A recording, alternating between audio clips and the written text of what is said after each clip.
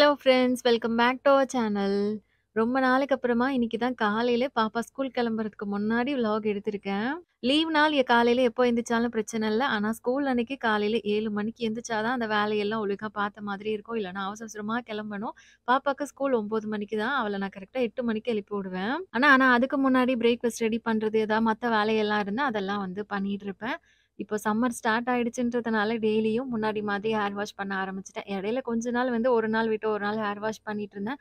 ஆனா, இப்ப அடிக்கிற வெயிலுக்கு சொல்லவே வேணாம். பயங்கரமா அந்த தலைமுடிக்குள்ளலாம் வந்து ஸ்வெட் ஆகுது. அதனால நான் டெய்லியும் ஹேர் வாஷ் பண்ணிறேன். நைட்டே கிச்சன் கவுண்டர் டாப் எல்லாம் ஃபுல்லா கிளீன் பண்ணி தான் வச்சிருந்தேன். அதனால பெருசா கிளீனிங் வேலை எதுவும் இல்ல.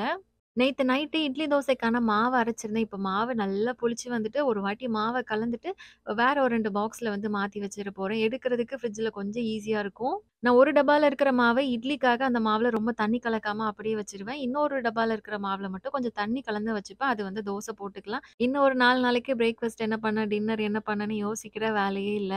இன்னைக்கு செவ்வாய்க்கிழமைன்றதுனால காலையிலேயே வந்து சாம்பார் வச்சுட்டா, மதியத்துக்கும் ரைஸோட சாப்பிட்டுக்கலான்ற மாரி தான் நான் ஃபர்ஸ்ட்டு பிளான் பண்ணியிருந்தேன். ஆனா, இன்னைக்கு காலையிலே எங்க அம்மா புளி துவையல் அரைச்சிருக்கேன் அப்படின்னு என் தம்பி காலையில ஜிம்க்கு போறப்போ எனக்கு கொஞ்சம் குடுத்து விட்டுட்டாங்க. அதனால சாம்பார் பிளான் கேன்சல் ஆயிட்டு, சைட் டிஷ்க்கு இன்னைக்கு துவையல் தான். காலையிலே தோசை கூடவே துவையல் வச்சு சாப்பிட்ற போறோம். இது பார்த்தீங்கன்னா, மல்லி துவையல் சொல்லுவாங்க. இதுல தேங்காய், கொஞ்சமா நம்ம குழம்புக்கு அரைப்போம்ல, அந்த மல்லி பொடி, மிளகாத்தூள், புளி, உப்பு, ஜீரகம், கருவேப்பிலை இதெல்லாம் போட்டு அரைப்பாங்க. டேஸ்ட் ரொம்ப ரொம்ப நல்லாருக்கும். நான் செஞ்சா இவ்ளோ பெர்ஃபெக்ட்டாலாம் வராது. ஆனா எங்க அம்மா செஞ்சாங்கன்னா, அவ்ளோ நல்லாருக்கும். என் ஹஸ்பண்டுக்குமே ரொம்ப பிடிக்கும் இந்த துவையல். அதனால எங்க அம்மா அப்பப்போ செஞ்சு குடுப்பாங்க.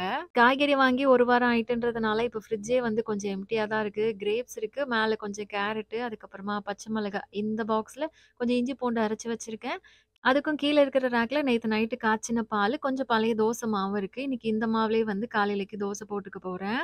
மாவுல அந்த சில்னஸ் எல்லாம் கொஞ்சம் போணுன்றதுக்காக இப்போதைக்கு அந்த மாவ வெளியில எடுத்து வச்சுட்டேன். இனி பாப்பா ஸ்கூல் போறதுக்கு முன்னாடி அவளுக்கு தோசை போட்டு குடுக்கணும். நாங்க இந்த வீட்டுக்கு வந்ததுக்கு அப்புறமா, இந்த ஏரியால பார்த்தா காலையில 6:45லேருந்து 7 மணிக்குள்ள அந்த குப்பை வண்டி வந்துட்டு போயிரும். நம்ம அப்ப போட்டா தான் உண்டு. அதுக்கப்புறம்னா அவ்வளோதான் முடியாது. சேர்த்து வச்ச மாரி தான் இருக்கும். அதுவும் இந்த சாட்டர்டே, சண்டே, திங்கட்கிழமை ரம்ஜான்றதுனால வரமாட்டாங்க. இன்னைக்கு தான் வருவாங்க. அதனால வேலையா எல்லாத்தையும் எடுத்து போய் வாசல்ல வச்சுட்டு வந்துட்டேன். கரெக்ட்டா ஒரு 8 மணி போல பாப்பாவ எழுப்பி அவள ரெடி பண்ணி விட்டுட்டு, அவளுக்கு தோசை வந்து போட்டுட்டேன். கூடவே அவளுக்கு லைட்டா இருமல் இருக்கிற மாரி இருந்தது. அதனால நாட்டு மருந்து கடையில சளி மருந்து கொஞ்சம் வாங்கி வச்சிருந்தோம். அது அவளுக்கு ஹாட் வாட்டர்ல மிக்ஸ் பண்ணி குடுத்துட்டேன். இது ரொம்ப காட்டமாலாம் இருக்காது. அவ அழாம குடிச்சுருவா. இந்த மருந்து குடிச்சதுக்கு அப்புறமா அவளுக்கு தோசைலாம் போட்டு குடுத்துட்டு, அதுக்கப்புறமா ஸ்நாக்ஸ் பாக்ஸ் எல்லாம் பேக் பண்ணி வச்சேன். இன்னைக்கு மில்லட் குக்கீஸ் 2 அது கூடவே கொஞ்சமா டேட்ஸ், ட்ரை ஆம்லாம் பேக் பண்ணியிருந்தேன். கரெக்ட்டா 9 மணி ஆறதுக்கு ஒரு 5 நிமிஷத்துக்கு முன்னாடி தான் மேலருந்து கீழயே இறங்கி வருவோம். அவ ஜாலியா ஸ்கூல் போறதுக்காக கிளம்பிட்டா. என் ஹஸ்பண்ட் போய் விட்டுட்டு வந்துட்டாங்க. இனிமேல் தான் மதிய லஞ்ச் எல்லாம் செய்ய போறேன். இப்ப அடிக்கிற வெயிலுக்கு மதிய லஞ்ச் ரொம்ப லைட்டா சாப்பிட்டா தான் ஓகேவா இருக்கும். இதே இது ஸ்பைசியாலாம் சாப்பிட்டா ரொம்ப அதுவே நமக்கு ஹீட்டா இருக்கிற மாரி இருக்கு. நான் இன்னைக்கு ரொம்ப லைட்டா ரெஃப்ரெஷிங்கா இருக்கிற மாரியான ஒரு லஞ்ச் மெனு தான் பிளான் பண்ணியிருக்கேன். லெமன் ரைஸ் அது கூடவே குக்கும்பர் ரைத்தா, கொஞ்சமா வடகமும் பொரிச்சிட போறேன். இந்த சம்மருக்கு ஏத்த ஒரு ஃபுட்டு.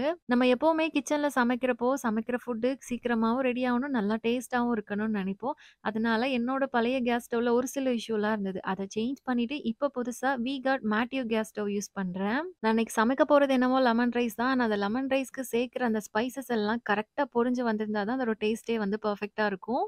இந்த ஸ்டவ்ல ஃபியூயல் எஃபிஷியன்ட் பிராஸ் பர்னர் குடுத்துருக்காங்க. அதனால ஹீட் டிஸ்ட்ரிபியூஷன் ஈவனா இருக்கும். நான் இப்ப எண்ணெயில கடுகு போட்டிருக்கேன். அது கொஞ்சம் கூட கரிஞ்சு போகாம கரெக்ட்டா பொரிஞ்சு வெடிச்சு வருது. நான் பழைய ஸ்டவ்ல இருந்து இந்த ஸ்டவ்க்கு மாறுனதுக்கு அப்புறமா நான் நோட்டீஸ் பண்ண ஒரு விஷயம் என்னன்னா, ஃபுட் சீக்கிரமா குக் ஆகுது. ஏன்னா இதுல சுப்பீரியர் தெர்மல் எஃபிஷியன்சி இருக்கு. அதனால எக்ஸஸா ஹீட் எதுவும் சைட்ல போகாம இருக்கும். அதனால நமக்கு கிச்சனுமே வந்து ரொம்ப அனலா தெரியாது. இப்ப ஆயில்ல தாளிச்ச ஸ்பைசஸ் எல்லாம் வந்து ரைஸோட சேர்த்து மிக்ஸ் பண்ணிட்டேன். இப்ப சூப்பரா லெமன் ரைஸ் ரெடி ஆயிட்டு அப்படியே ஆயில்ல வடகமும் பொரிச்சு எடுத்துட்டேன். இந்த ஸ்டவ்ல 3 பர்னர்ஸ் இருக்குன்றதுனால நம்மளால அட் அ டைம்ல 3 ஃபுட் குக் பண்ண முடியும். குக்கிங்கும் ஈஸியா முடிஞ்சிருது. லாஸ்ட்டா குக்கும்பர் ரைத்தா பண்றதுக்காக குக்கும்பர் எல்லாம் குட்டி குட்டியா கட் பண்ணி தயிரோட சேர்த்து கொஞ்சம் உப்பு போட்டு மிக்ஸ் பண்ணி வச்சுட்டேன். சமைச்சு முடிச்சதுக்கு அப்புறமா கிளீன் பண்றதுக்கு இந்த ஸ்டவ்ல ஸ்டெயின்லெஸ் ஸ்டீல்ல தான் டிப்பிங் ட்ரே குடுத்துருக்காங்க. அதனால அந்த கிளீனிங் ரொம்ப ஈஸி. அதே மாரி கேஸ் ஸ்டவ்க்கு கீழயும் ஒரு சில நேரம் ஃபுட்டு சிந்தும். நம்ம ஒவ்வொரு வாட்டியும் கேஸ வந்து தூக்கிட்டு இருக்கிறதுக்கு பதிலா, இதுல வந்து கேப் நெறைய குடுத்துருக்காங்க. அதனால நம்ம கை விட்டே ஈஸியா கிளீன் பண்ணிக்கலாம். இந்த ஸ்டவ்ல குடுத்துருக்க இந்த ஸ்லீக்கான கிளாஸ் டாப் என்னோட கிச்சனையுமே இன்னும் அழகா காமிக்குது. இப்ப லஞ்ச் ரொம்ப சீக்கிரமாவே ரெடி ஆயிட்டு, என்னோட வேலைய இந்த கேஸ் ஸ்டவ் ரொம்ப ஈஸியாக்கிட்டுன்னு தான் சொல்லணும். கண்டிப்பா நீங்களும் இந்த V-Guard 3D மேட்டிவ் கேஸ் ஸ்டவ்வ ட்ரை பண்ணி பாருங்க. இதோட டீட்டெயில்ஸ் எல்லாம் நான் டிஸ்கிரிப்ஷன் பாக்ஸ்லயும் குடுத்துருக்கேன். சாப்பிட்டு முடிச்சதுக்கு அப்புறமா மதியத்துக்கு மேல நான் பெருசா தூங்கலாம் மாட்டேன் மோஸ்ட்லி. இன்னைக்கு கிச்சன்ல ஒரு வேலை பெண்டிங்ல இருந்தது. சரி இதையாவது முடிச்சிடலான்னு அந்த வேலைய ஆரம்பிச்சுட்டேன். இது பார்த்தீங்கன்னா, கிச்சன் ஷெல்ஃப் லைனர். நான் கொஞ்ச நாளைக்கு முன்னாடி இங்க இருக்கிற ஒரு லோக்கல் ஷாப்ல வாங்கிட்டு வந்திருந்தேன். ஆல்ரெடி இதே மாதிரி ஒரு ரோல் நாங்க இந்த வீட்டுக்கு வந்த புதுசுல நான் வாங்கி, இந்த கவுண்டர் டாப்க்கு கீழ இருக்கிற ஷெல்ஃப்ல வந்து போட்டிருந்தேன். இது போட்டதுக்கு அப்புறமா வந்து தண்ணி சிந்துச்சுன்னா, இது வந்து உறிஞ்சிக்காது. அந்த தண்ணி அப்படியே தான் இருக்கும். ஆனா இந்த ஷீட்டு கடப்பாக்கல்ல ஒட்டுறதோ, கீழ வந்து ஃபங்கஸ் பிடிக்கிறதோ, அந்த மாதிரியான ப்ராப்ளம் எதுவுமே இல்லாம இருந்தது. இதே இது நியூஸ் பேப்பர் வேற கவர்லாம் வந்து போட்டோம்னா, லைட்டா தண்ணி சிந்துச்சுனா கூட அந்த கடப்பாக்கல்ல அது அப்படியே ஒட்டி பிடிச்சுக்கும். நியூஸ் பேப்பர்னாலே அது அந்த தண்ணிய உறிஞ்சிக்க தானே செய்யும். ஆனா இது வந்து பிளாஸ்டிக் கவர் மாரி தான் இருக்கும். இது வந்து வாஷபிள் தான். ரொம்ப நாளைக்கு லைஃப் இருக்கும். நான் இந்த வீட்டுக்கு வந்து 1 வருஷம் கிட்ட ஆயிட்டு, இன்ன வரைக்கும் நாங்க ஆல்ரெடி வாங்கி போட்ட அந்த ஷீட் வந்து நல்லா இருக்கு. அதனால கீழ இருக்கிற ஷெல்ஃப்க்கும் இதே மாதிரி ஷீட் போட்டா எனக்கு நல்லாருக்கும்னு தோணுச்சுன்னு தான் எக்ஸ்ட்ராவா அதே மாரி ஒரு ரோல் வாங்கிட்டு வந்திருந்தேன். நாங்க இப்ப இருக்கிற வீட்ல கிச்சன் மட்டும் ரொம்ப குட்டி தான். பெருசுன்லாம் சொல்ல முடியாது. கிச்சன் கவுண்டர் டாப்க்கு கீழ இருக்கிற இந்த ஒரு 4 ஷெல்ஃப்ல தான் நான் எப்பவும் யூஸ் பண்ற பாத்திரம் எல்லாம் மொத்தமா வச்சிருப்பேன். நான் போன வாரம் தான் இந்த 2 ஷெல்ஃபுமே கிளீன் பண்ணேன். அதனால இன்னைக்கு ஃபர்ஸ்ட் ஷெல்ஃப நான் தொடவே இல்ல. கீழ இருக்கிற ஷெல்ஃப்ல உள்ள திங்ஸ் எல்லாத்தையும் மட்டும் கவுண்டர் டாப்க்கு மேல அப்படியே எடுத்து வச்சுட்டேன். நம்ம சேனல்ல அடிக்கடி வர கமெண்ட்ஸ்ல ஒண்ணு, "வீட்ல 3 பேர் தானே இருக்கீங்க. ஏன் இவ்ளோ பாத்திரம் வச்சிருக்கீங்கன்னு?" 3 பேர் தான் இருக்கோம். ஆனா திடீர்னு வீட்டுக்கு விருந்தாள் வருவாங்க. அந்நேரம் நான் எக்ஸ்ட்ராவா பாத்திரம் தேவைப்பட்டுச்சுன்னா, அத லாஃப்ட்ல ஏறி போய் எடுத்துட்டுலாம் இருக்க முடியாது. அதனால எக்ஸ்ட்ராவா ஒரு குக்கர் வச்சிருப்பேன்.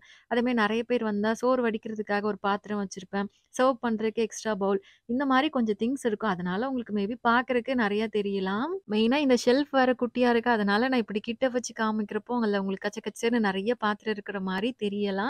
நானும் என்னால முடிஞ்ச அளவுக்கு அப்பப்போ கொஞ்சம் கொஞ்சம் தேவையில்லாதது யூஸே பண்ண மாட்டோன்றதெல்லாம் வந்து டீக்ளட்டர் பண்ணிட்டே தான் இருக்கேன். பெருசா தூசி எதுவும் இல்ல. ஆனாலும் ஒரு வாட்டி ஈர துணி போட்டு 2 ஷெல்ஃபையும் வந்து நல்லா தொடச்சு எடுத்துட்டேன். கொஞ்சம் ட்ரை ஆனதுக்கு அப்புறமா ஷீட் எல்லாம் விரிக்க ஆரம்பிச்சிடலாம். நான் முன்னாடி இதே ஷீட் வாங்குனப்போ லென்த் வந்து கொஞ்சம் கம்மியா இருந்தது. கரெக்ட்டா இந்த 2 ஷெல்ஃப்க்கு போடுற அளவுக்கு தான் இருந்தது. ஆனா நான் இன்னைக்கு மெஷர் பண்ணி, கட் பண்ணி பார்த்தா 3 ஷெல்ஃப்க்கு போடுற அளவுக்கே ஷீட் இருந்தது. லைட்டா வந்து டவுட் ஆச்சு. ஷெல்ஃப்க்குள்ள அந்த ஷீட்ட வச்சு பார்த்ததுக்கு அப்புறமா தான் தெரியுது. பிரெத் வந்து கம்மியா இருந்தது. அதனால எக்ஸ்ட்ராவா ஒரு ஷெல்ஃப்க்கு போடுற மாரி இருந்ததுல்ல, அந்த ஷீட்ட வந்து 2ஆ கட் பண்ணிட்டேன். ஆல்ரெடி ஷீட் விரிச்சதுக்கு அப்புறமா மீதி கேப் இருக்குல்ல, அந்த இடத்துல இந்த ஷீட்ட வந்து போட்டு வச்சுட்டேன். சைட்ல ஒரு சின்ன கேப் வந்து இடம் மிஸ் ஆகுது. But okay. ஒண்ணும் பிரச்சனை இல்லன்னு இப்போ 2 ஷெல்ஃப்க்கும் ஷீட் வந்து விரிச்சு விட்டாச்சு. இப்போ இந்த 2 ஷெல்ஃப்க்கும் ஒரே மாதிரி அந்த ஷீட் லைனர் போட்டுக்கிறதுனால பார்க்கறதுக்கெல்லாம் நீட்டா அழகா இருந்தது. கீழ இருக்கிற ஷெல்ஃப்ல நான் ரொம்ப ரேரா யூஸ் பண்ற மாரியான பாத்திரம் தான் வச்சிருப்பேன். ஃபர்ஸ்ட்டு பெரிய சைஸ் சாப்பாடு வடிக்கிற பாத்திரம், அதுக்கப்புறமா அதிலேயே சின்ன சைஸு, அதுக்கு பக்கத்துல இந்த புட்டு மேக்கர், அடுத்து ஹாட் பாக்ஸ் இருக்கு. அதுக்கு மேல வந்து குக்கர் செப்பரேட்டர் இருக்கு. அதுக்கு பக்கத்துல 5 லிட்டர் பெரிய குக்கர். ஃப்ரண்ட்ல வந்து இட்லி பாத்திரம். அதுக்கு பக்கத்துல பூரி கட்ட இருக்கும்ல, அது வந்து வச்சுட்டு, அதுக்கு மேல இந்த பெரிய பெரிய பாத்திரம்லாம் இது வந்து காய்கறி எல்லாம் வாஷ் பண்றதுக்கு எடுத்துக்கலாம். அதெல்லாம் ஒண்ணுக்குள்ள ஒண்ணு போட்டு வச்சிருக்கேன். லாஸ்ட்டா இந்த கார்னர்ல பிளேட் ஸ்டாண்டு. இது வந்து டிவைடர் ரேக். இதுல மொத்தமா 3 ரேக் மாரி இருக்கும். நான் மேல வந்து பெரிய பிளேட்டு, நடுவுல வந்து குட்டி குட்டி பிளேட்டு, அதுக்கு கீழ வந்து கொஞ்சம் மீடியம் சைஸ் பிளேட் எல்லாம் வச்சிருப்பேன். இதுக்கு பக்கத்துல இருக்கிற ஷெல்ஃப்ல எப்பவாவது யூஸ் பண்ற இந்த கிரானைட் சாஸ் பேன் கொஞ்சம் பெரிய சைஸு. அது வந்து உள்ள லாஸ்ட்ல வச்சிருப்பேன். அதுக்கு பக்கத்துல எக்ஸ்ட்ராவா இருக்கிற இந்த தூக்கு பாத்திரம், அப்புறமா மூடி போட்டு சம்படம்லாம் இருக்குல்ல, இதெல்லாம் மாவு அரைக்கிறோம். கோதுமை மாவு ஏதாவது திரிச்சோம்னா, அதெல்லாம் ஸ்டோர் பண்றதுக்கான பாக்ஸ். இது ஒரு 2, 3 என்கிட்ட எக்ஸ்ட்ராவா இருக்கும். இதெல்லாம் இந்த பிளேஸ்ல வச்சுருவேன். அப்புறமா ஓரமா வந்து சாப்பாடு வடிக்கிறதுக்கு அந்த ஹோல்ஸ் இருக்கிற மாரியான பாத்திரம். அது கூடவே வந்து ஒரு பெரிய பிரியாணி பாட் ஒண்ணு இருக்கு. இந்த திங்ஸ் எல்லாம் இந்த ஷெல்ஃப்ல இருக்கும். இப்போ எல்லா திங்ஸையும் வச்சதுக்கு அப்புறமா பார்க்கறக்கு ரொம்ப நீட்டா இருந்தது. இந்த விளாக் உங்க எல்லாருக்கும் புடிச்சிருக்கும்னு நெனைக்கிறேன். புடிச்சிருந்தா இந்த வீடியோக்கு ஒரு லைக் பண்ணிட்டு, நம்ம சேனல ஃபர்ஸ்ட் டைம் பார்க்குறவங்க கண்டிப்பா சப்ஸ்கிரைப் பண்ணிக்கோங்க. நெக்ஸ்ட் இன்னொரு இன்ட்ரஸ்டிங்கான விளாக்ல பார்க்கலாம். பாய்.